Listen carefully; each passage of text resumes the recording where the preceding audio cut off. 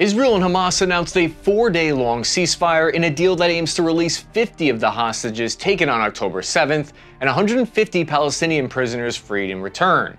That's about 1/5 of the total hostages taken by Hamas. This comes after nearly 7 weeks of intense urban fighting from October 7th to November 24th, when the ceasefire went into effect.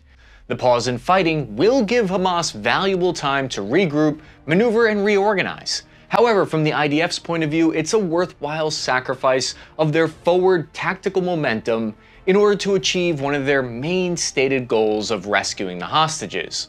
A quick disclaimer, this is not intended to be an exhaustive look at the war. There's a lot I won't be able to fully cover, and there are important aspects that I will inevitably leave out. This is a war that's still unfolding, so a lot of the numbers that I present, you might disagree with, and they're still in dispute. This is why I did my best to tell you the source so that you can be aware of any potential bias. Instead, it's my goal to highlight the key aspects of the war from both points of view so that you're able to think more critically about this fluid conflict. There are other great opinion-focused videos out there if this is not what you're looking for. For 3 long weeks following the October 7th terror attacks, there was a period of waiting. It felt like we were in the eye of the storm as Israel massed hundreds of thousands of troops and tanks on their border with Gaza, the West Bank, and Lebanon. Classic case of hurry up and wait in the military. Israel's former director of military intelligence said that, quote, "It's a low-intensity conflict. It's not a blitzkrieg. It's an inch-by-inch, meter-by-meter battle."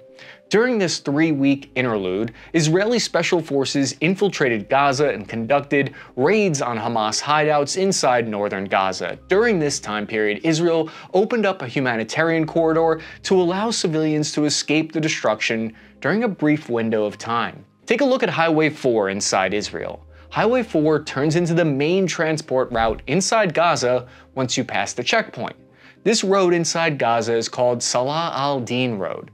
Salah al-Din, this route, runs 45 kilometers from Egypt, the Rafah crossing, through the entire strip, all the way to the Erez crossing in the north. This is known as one of the oldest roads in the entire world, dating back to at least the 16th century. This is one of the main humanitarian corridors for Palestinian civilians. There's one other road that converges with it called Al-Karmeh. This is the most strategically important route these 2 points together. In the past, Israel set up checkpoints along this road to control the city. This is why one of the first missions for the IDF was to sever this route and prevent future troop movements. Hamas has reportedly invested lots of funds into expanding and reinforcing this road over the past 2 years. It's one of the 2 highways that are a high-speed avenue of approach, and it's where Israeli tanks have punched into Gaza over the past 2 days through the checkpoint Erez. We need to keep in mind that not all roads can support the weight of tanks or armored vehicles in the Middle East. I've seen solid-looking dirt roads that handle a lightweight car with no problem end up completely swallowing heavily armored military vehicles like quicksand. On October 27th, Israeli Prime Minister Benjamin Netanyahu announced the conflict had entered the second phase, quote-unquote, and that despite the risks of urban conflict, a ground offensive was necessary to expose the enemy and to destroy it. Then, more than 20,000 IDF troops crossed the border into Gaza, advancing along 3 different main axes to encircle Gaza City. The first direction of attack was along the beach, as the IDF armored units poured through here. The second was through the northern checkpoint in Gaza into the dense urban city in Beit Hanan. The raids were led by the Gaviti Infantry Brigade and the 162nd Armored Division troops. The purpose of their mission is what's called a shaping operation in the military. They disabled bombs and cleared a path for the larger assault.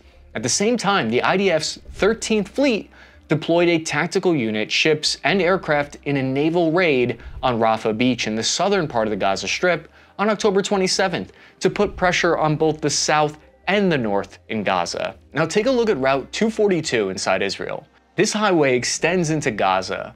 This is another key route to keep an eye on because this is the third axis of attack, where IDF troops have likely invaded to cut Gaza in half. In this direction, Apache helicopter gunships by the IDF used their precision-guided Hellfire missiles to provide close air support for advancing Israeli infantry on the ground. Ultimately, the goal, after cutting Gaza in half, is to slowly push south to essentially squeeze out all Hamas fighters. On October 27th, the day before the ground invasion, Israel used electronic warfare to knock out internet and all communications inside the Strip. For a short period, this limited my visibility into Gaza because for the past month, I've been tracking updates using a great open source intelligence tool that you probably already have in your pocket, Snapchat. I use Snapchat to get a picture of what the Palestinian people are posting inside Gaza. If you're unaware, Snapchat has this geographic map tool that gives your GPS coordinates and lets us watch live updates from anywhere in the world. Starting the night of October 27th, I was unable to find new updates, likely due to the jamming. I learned through this how Gaza residents are sheltering together and sharing electricity with the few generators that they have and the little fuel that they have. I've seen ways that they've mitigated the siege by Israel by using gardens planted on their rooftops in order to get food. Connection appears to have returned for some people, but at a much lower level than before. This might sound like a strange, unconventional intel source, but when information is scarce, you have to dig and think outside the box. Because for over a month now, Israel has bombed over 12,000 targets inside the Gaza Strip. According to the Palestinian Public Works and Housing Department, 40,000 residential buildings have been completely destroyed and 220,000 buildings have been damaged, representing about half of Gaza's homes. Although it's important for us to note that this information comes directly from an organization that's currently run by Hamas, and reporters on the ground have been unable to independently verify this information, and Israel disputes these numbers. Palestinian casualty estimates are now over 14,500. Israel has lost 1,200, including 368 IDF soldiers and at least 5,100 wounded.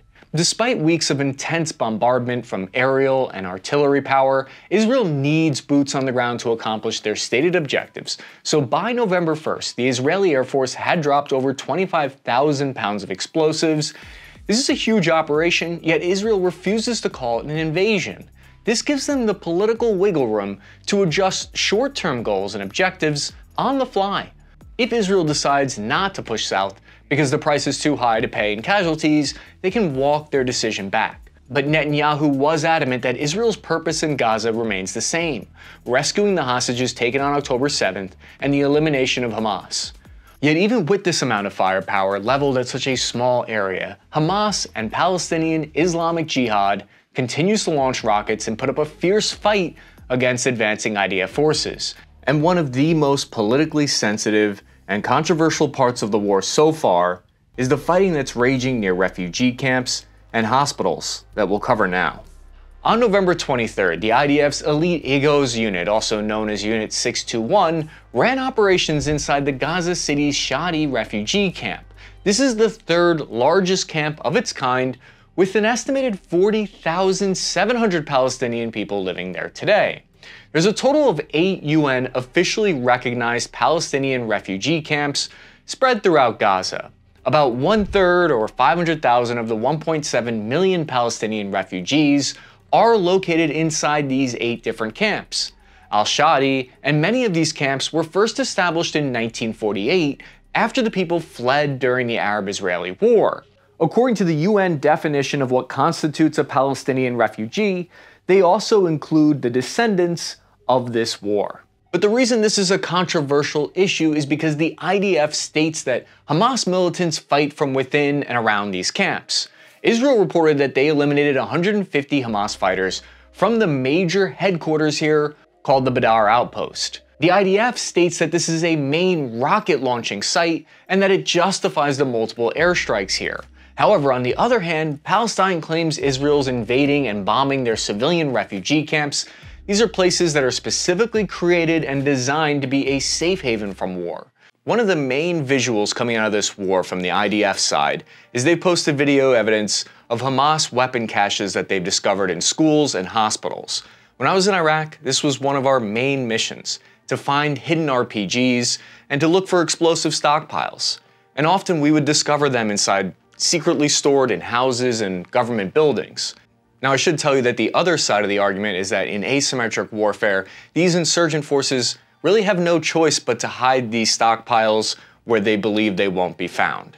The video shows us the extremely difficult urban warfare conditions with multiple stories, endless windows, and rubbles to ambush the IDF from. By taking one look at these images, we can instantly tell why it's taken a month and a half for Israel to clear a little less than half of Gaza. We've seen photographic evidence that shows some of the weaknesses of the Trophy active protection system that's meant to shoot down RPGs. But of course there are limitations as seen here. This system could have been out of ammo, could have been turned off, or maybe it failed to detect the incoming round in a close quarters urban environment. In total, there have been 70 confirmed combat losses from the IDF so far. That's already slightly more losses than the last major invasion of Gaza in 2014, which gives us some context and idea of just how intense the fighting has been. We can see from this great map created by @WarMapper on Twitter that Israel is still slowly pushing to control the entirety of northern Gaza. The main places where the most intense fighting has occurred is at the three main hospitals in Gaza, Al-Nasir, Al-Shifa, Al-Quds, and at refugee camps.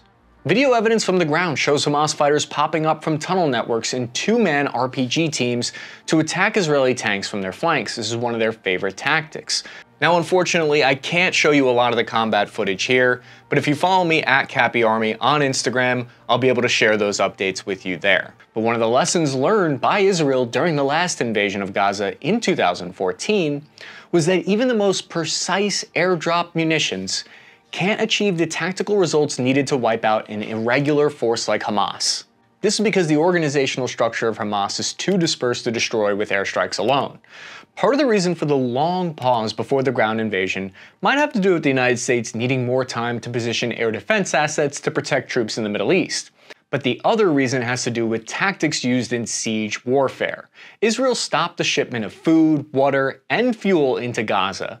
What we've seen over the past few weeks are images of people in darkness without electricity, likely running off fuel-powered generators. In siege warfare, it's taxing on your force to keep the lockdown effective, and it's taxing on the other force as well because it chokes off all their provisions. The United Nations, that's leading the humanitarian effort, says that 100 trucks of humanitarian aid are needed per day, but only 74 have entered Gaza in the past 5 days. Israel insists that the slowdown is due to needing their troops to thoroughly inspect each shipment to ensure that it doesn't contain weapons for Hamas. Hamas has actually stockpiled a massive hoard of supplies to weather the storm of siege warfare. The IDF reports they believe Hamas has around 264,000 gallons of diesel fuel on hand that they've squirreled away. Now you might be wondering, why does Israel use airstrikes and JDAM bombs instead of artillery bombardment? Well, airstrikes offer several advantages over artillery in this specific instance because they're more accurate and, more often, it's more powerful of a munition. JDAMs are far more powerful and destructive than large caliber artillery. JDAM is a lot cheaper than any of these guided artillery options. The M982 Excalibur rounds are about $68,000 per shell, that's an artillery munition, and the warhead only weighs about 12 pounds. The M31 rocket artillery is about $160,000 at 200 pounds. The largest JDAM is 2,000 pounds and only $36,000 a pop. Even once you factor in the cost of flying an F-16, like $27,000 per hour, 2 bombs a flight, JDAMs are still the most economical way to put big booms on a dime.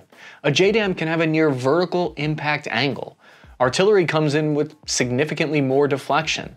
This is important in urban environments, when the vertical component of structures can be a significant factor. The urban architecture inside Gaza is a lot of high-res apartments buildings because it's so dense there.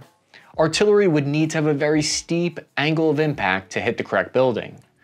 We're still in the thick fog of war phase right now, but initial evidence suggests Hamas was hoping a wider war would have already developed.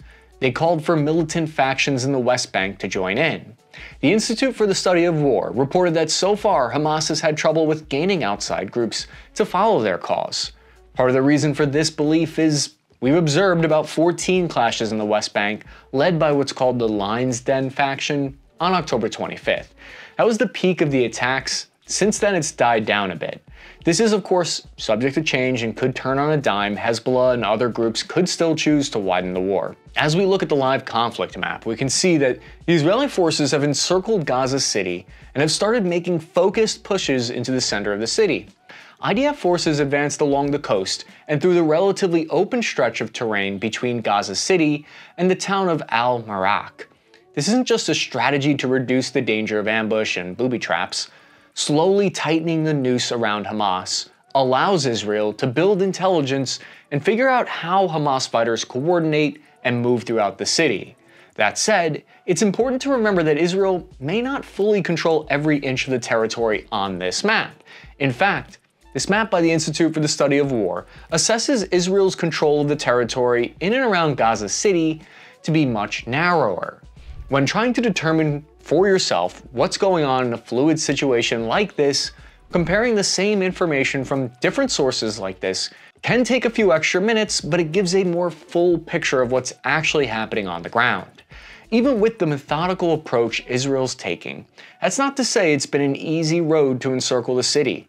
Hamas and other resistance organizations like Palestinian Islamic Jihad have been fighting the IDF every step of the way with a hybrid of close quarters combat and asymmetric tactics.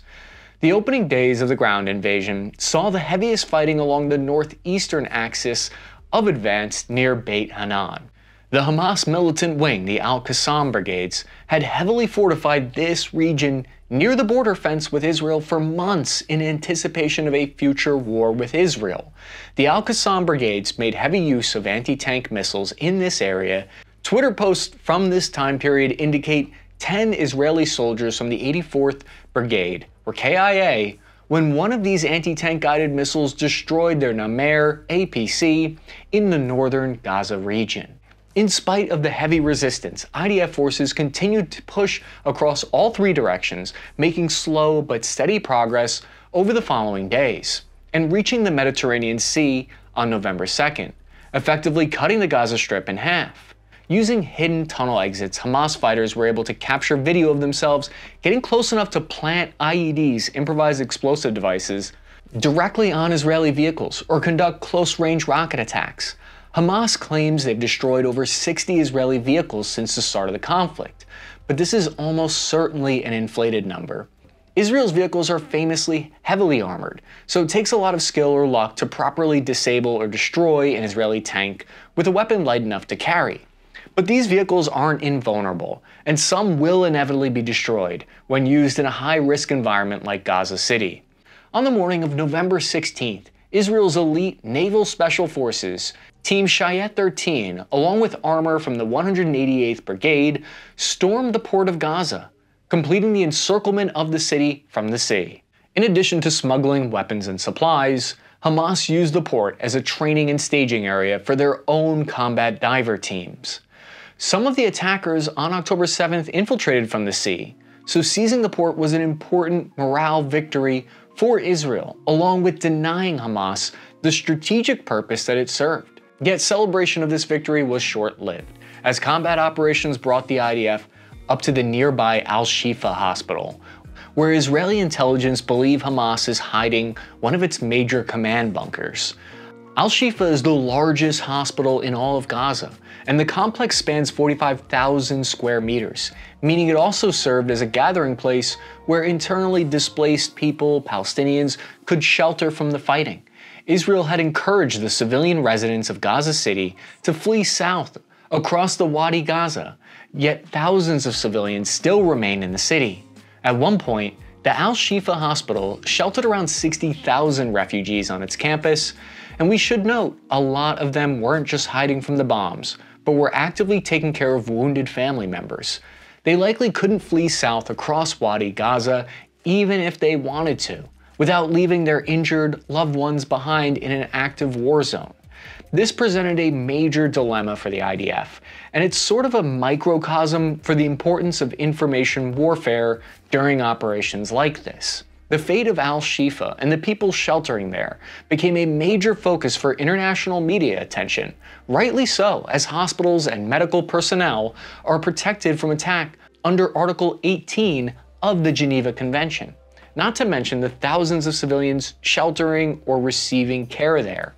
But on the other hand, Israel asserted a large number of Hamas fighters were using the humanitarian location as cover for their military activities. The Gaza Health Ministry that runs the hospital is officially administered by Hamas, though the actual staff includes visiting doctors and UN personnel from all over the world. Article 19 of the Geneva Convention rescinds the protection of hospitals if they're used in acts harmful to the enemy. That would make the hospital a legitimate target for the IDF, at least under international law. What followed was a weeks-long saga of pro-Israel voices trying to argue for targeting or capturing the hospital, while pro-Palestinian voices argued there was no command bunker buried under the facility. Social media was ablaze with supposed evidence for either side that news media struggled to debunk in real time. The situation was incredibly polarizing during a conflict that was already emotionally charged for people all over the world. And it wasn't helped by the fact that right-wing figures in the Israeli government kept making inflammatory statements about flattening Gaza or using nukes. The IDF raided the Al-Shifa hospital on November 15th, but instead of putting the debate to rest, the situation has gotten even murkier. The IDF published a series of videos showing weapons and small explosives found at the facility. But most observers aren't convinced it constitutes evidence of a full command bunker, or anything that would justify treating the hospital complex as a military target. Hamas does have a history of building under civilian facilities like schools and power plants, and the IDF pointed to a thick blast door in a tunnel underneath the hospital as proof that the command bunker was just up ahead. However, I don't think it's so much that people doubt that Hamas is fighting from under the civilian hospital, although some people do. There is still going to be a large portion of people who feel that Hamas is justified in these actions, no matter what. There is still going to be a lot of people who feel Hamas has no other option but to fight from these hospitals. Israeli forces, on the other hand, are going to do what they have to do to eliminate these tunnels. It's like when an unstoppable force meets an impenetrable wall. There's also similar disagreements about the famous October 17th explosion that happened at the Al-Ali hospital, where the Gaza Health Ministry reported 471 people were killed. US intelligence agencies claimed that it was between 100 and 300. Hamas and pro-Palestinian groups stated that the explosion was from a JDAM Israeli airstrike, while Israel denied having any part in it and reported that they had evidence that it was a misfired rocket by the militants that accidentally caused the explosion. But whether you believe Israel or Hamas is behind the attack, what was really interesting to me was how the media raced to report on the incident without fully verifying the information. The New York Times issued an editor's note retracting their story, basically saying that the early version of the coverage relied too heavily on claims by Hamas and did not make clear that those claims could not immediately be verified. The report left readers with an incorrect impression about what was known and how credible the account was. There were real-world consequences to this report, because people were very understandably upset when they read a New York Times article that appeared to confirm that Israel had bombed the hospital. It derailed Joe Biden's Middle East visit. It started a raging global debate. Real-world riots broke out at US embassies because of this report. In protest of this destruction, massive crowds turned out to support Palestine in New York City, Berkeley, and elite college campuses across the country. Some of the more radical protesters revealed a dark side of anti-Semitic beliefs.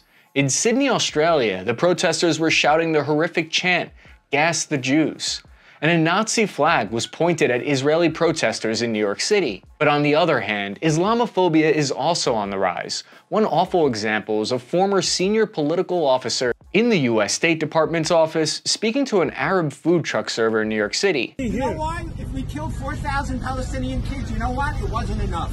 That happened on 82nd Street and 2nd Avenue, where I used to live for 5 years. It's shocking to see that kind of casual, flippant, racist statement and iconography from people who were my neighbors. That is to say, this is an extremely emotional conflict for many people. Even for those who don't have a loved one fighting there or a personal stake in the fight, they often have a political one instead. In the wake of the October 7th attacks, the sheer brutality of Hamas had the nations of the world expressing near universal support for Israel. But the massive retaliatory air and artillery campaign has caused immense damage to the Gaza Strip and its people, in addition to the nearly 600,000 that were already sheltering at humanitarian camps in the Strip.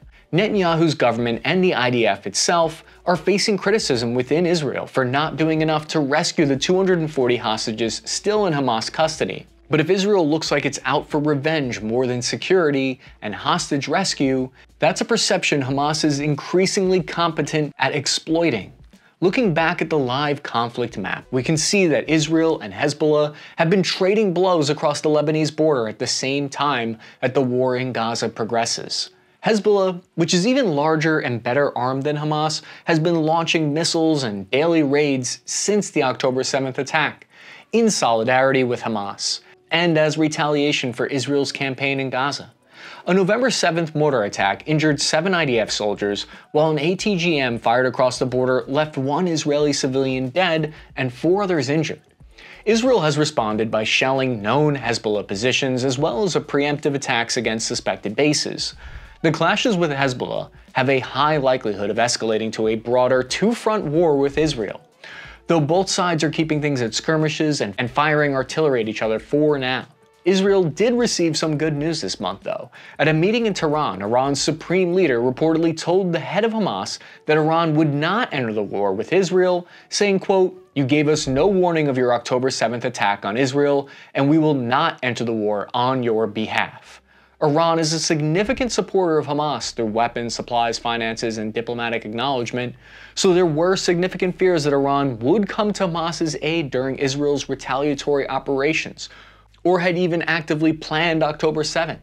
Iran's supreme leader declaring that they want no part of the war with Israel means that the Middle East can breathe a big sigh of relief, that at least that flashpoint doesn't seem like it will likely ignite into a wider regional conflict. Now, of course, tomorrow that could all change and I could eat my words, but what they say does have an impact. But where Iran is disengaging from Hamas, the Houthi rebels in Yemen are stepping into the fray with both feet. Yemen remains locked in a civil war between the Houthis and government forces, yet the Houthis are another Iran-backed proxy that has similarly vowed to wipe Israel off the face of the map. Located at the far southern end of the Arabian Peninsula, Yemen isn't close enough to threaten Israel directly with invasion or large-scale raids, but that hasn't stopped the Houthis from launching missiles and drone attacks against southern Israel or attacking Israeli and U.S. interests in the neighboring Red Sea. On October 19th, the destroyer USS Carney shot down 4 Houthi cruise missiles and 15 drones that were reportedly on their way towards Israel. And the Houthis have been regularly launching drone and missile attacks on Israel ever since. On October 9th, Israel marked the first successful interception of a ballistic missile that their Arrow 3 defense system shot down. The fact that most or all of the Houthi attacks are being intercepted isn't the point for the Houthis. To them, the fact that they're able to put pressure on Israel and project power across the region is the more important part, as it makes other countries take them more seriously. In a recent dramatic escalation, these Houthi forces actually boarded and seized a cargo ship as it was transiting the Red Sea near Yemen, believing the car carrier was linked to an Israeli company. The Houthi forces raised the flag of both Yemen and the Palestinians after hijacking the vessel and diverting it to Yemen. One of our researchers is a former Coast Guard boarding team member, and he was impressed by the level of coordination that the hijackers exhibited. Even though this is an unarmed commercial vessel, this is clearly the special forces of the Houthi rebels. They clearly trained for this mission and knew what they were doing, showing capabilities and a willingness to provoke international incidents that the Houthis haven't really done until now. Israel and Hamas agreed to a 4-day truce, a ceasefire. The two sides agreed to release 50 hostages from Hamas custody in exchange for 150 Palestinians held in Israeli jails. The deal prioritizes releasing women and children, along with the delivery of humanitarian aid and supplies to the people of Gaza. While the Netanyahu administration and IDF had made previous statements that Israel is ready for a long war with Hamas, the deal shows that they're at least willing to negotiate for hostages. Hamas may not be interested in long-term peace either, but releasing women and children in exchange for 150 Palestinians is a good move for them politically. We have yet to see any forward-thinking strategy from Hamas besides antagonize Israel and hide in tunnels, so they may be in dire need of a period to regroup and rethink what their goals are. Until recently, neither Israel nor Hamas seem willing to budge from their hardline stance of vengeance and all-out war. So even a temporary pause in the destruction is as surprising as it is welcome for the displaced people of Gaza and the distraught families of the hostages. But both sides appear eager to get their people back and hit the pause button on the intense and constant combat operations that have raged throughout Israel and Gaza for 6 weeks now. Only time will tell if this ceasefire holds and forms the template for a more lasting peace, or if Israel and Hamas truly are locked in a conflict to the bitter end. If you liked this video, on Tuesday, November 28th, we're releasing a video about how new electronic stealth motorcycles are changing light infantry reconnaissance and direct action raids. That's this Tuesday at 8 a.m. Eastern, and I look forward to seeing you then.